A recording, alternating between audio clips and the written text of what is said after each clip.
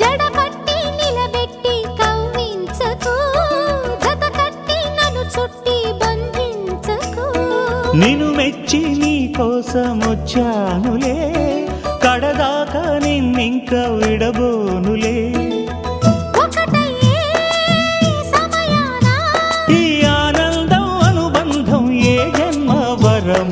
అల్లుకుంది వల్లెవాటు చేరమంది చెట్టు చాటు.